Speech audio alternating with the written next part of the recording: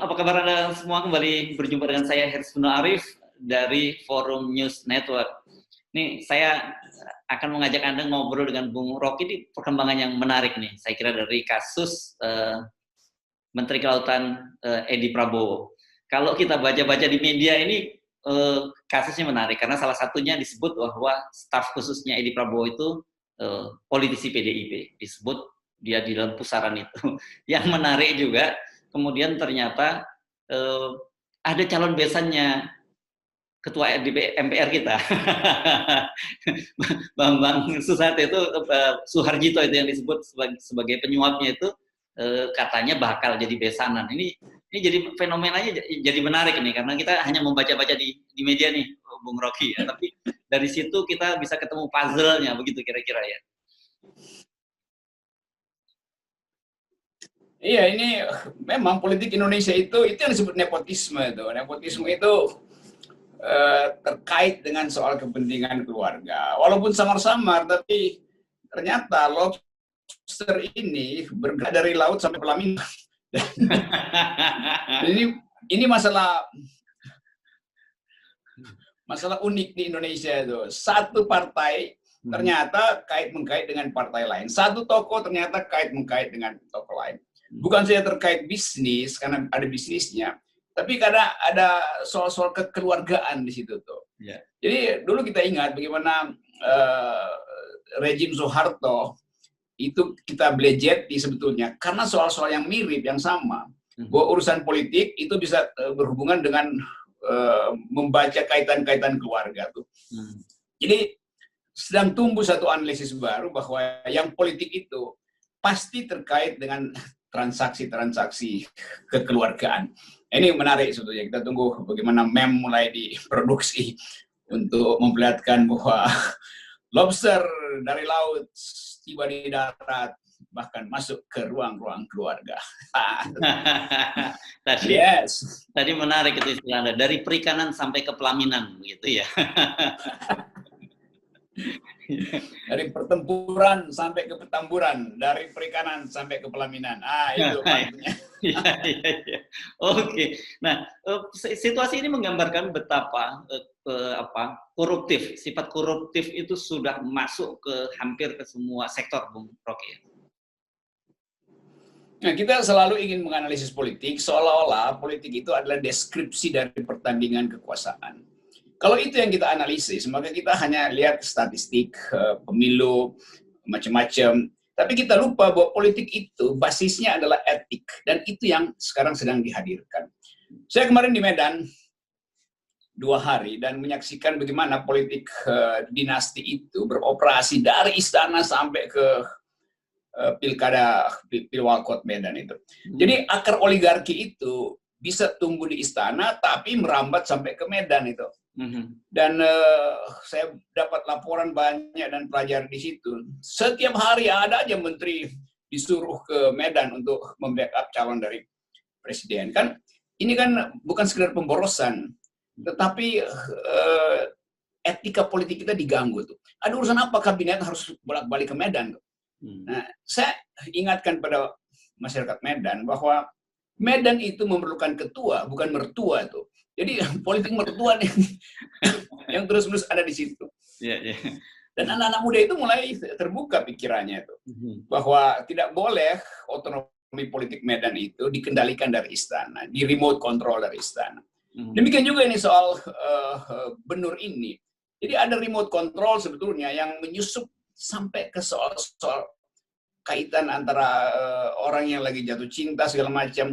Jadi mungkin nanti akan ada disertasi baru untuk melihat kaitan antara laut dan percintaan keluarga tuh. Kita ingat dulu kan Dewi Venus itu kan dewi yang dilahirkan dari kulit kerang gitu. Ini mungkin ada dewi koruptor lahir dari kulit lobster. Ya. Ini nah sekarang kita fokus ke staf khususnya mantan Menteri Kelautan Edi Prabowo yang disebut Andrew namanya, agak susah, Andrew pribadi Misanta namanya. Agak menarik karena ternyata kemudian publik menemukan dia latar belakangnya PDIP. Kan kita sebenarnya biasanya tahu orang-orang yang menjadi staf khusus ini adalah yang punya kedekatan khusus dengan para menteri gitu. Ini kalau kita telisik-telisik menjadi sangat menarik juga ini. Kemudian apa hubungannya kawin campur antara PDIP dengan Gerindra ini, Bung Rocky?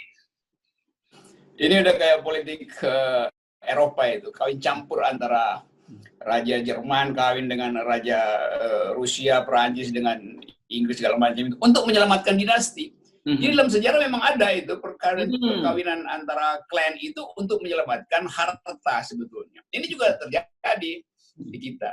Nah, staf khusus itu kan dia seharusnya ditugaskan untuk memantau hal-hal yang khusus. Misalnya udah mulai tercium pers bahwa akan ada gejala korupsi. Nah, dia mesti bisikin pada si menteri, bahaya nih Pak Menteri, lobster kita mulai kecium. Ini justru dia tutup hidungnya, penciuman dia terhadap publik memburuk karena dia ingin ikut bermain kan. Jadi ini ajaibnya nih, staf khusus mesti lindungi menteri itu, tapi dia merasa mumpung menterinya punya kekuasaan, maka dia ambillah bagian-bagian receh, bagian-bagian koin dari sogok menyogok itu. Itu yang terjadi kan. Ya. Staf khusus tiba-tiba jadi kaya dalam waktu 2 minggu tuh. Sementara menterinya nunggu setoran mungkin 6 bulan lagi. Seringkali staf khusus lebih dulu kaya loh daripada menteri. Karena ngumpulin receh itu. Recehan kan lebih cepat dikasih orang kan. Supaya tutup mulut. Ya. Nah ini mungkin segera ketangkap karena yang dikumpulin bukan recehan lagi gitu. Gelondongan ini sekarang. Iya. Iya itu. Karena satu tambang uang terbongkar, ini staf khusus kelabakan tuh.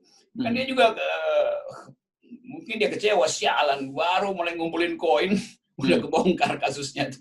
Yeah. Jadi kita lihat sebetulnya rekrutmen politik kita itu buruk karena nggak ada track record untuk memastikan bahwa staf khusus itu adalah orang yang bersih itu, orang yang mampu untuk menyodorkan konsep pada menteri, memberitahu keadaan di masyarakat tentang corotan pasang menteri. Ini nggak begitu. Jadi mesti ada semacam aturan, kalau bisa dibikin undang-undang tentang kestaf khususan itu. Ya. Supaya ada tapisan. Ini kan karena dia orang partai, justru disodorkan di situ untuk ngintip rekening menteri itu. Supaya partai yang mengirimkan staf khusus juga tahu berapa banyak yang mesti disetor. Jangan-jangan menterinya penggal-penggal juga setorannya itu. Itulah pemburukan dari politik karena kehilangan fasilitas political etis itu. Ya. Nah, kalau yang Anda sebutkan tadi itu kan dengan ditempatkan di situ, dia tugasnya untuk mengintip lah, katakanlah begitu. Tapi yang terjadi ini bukan mengintip ini, dia malah menjadi semacam operator dalam kerjasama ini, Bung Rocky. Karena kalau kita baca-baca di media, dianggap dia merupakan satu simpul gitu di antara para penyuap dan yang disuap. Iya, akhirnya staf khusus itu dia berfungsi sebagai makelar. Makelar antara menteri dan partai yang mendukung, makelar antara si penyuap dengan menteri. Jadi dia ditugaskan untuk memberesin hal-hal yang khusus. Yang khusus itu mestinya kebijakan.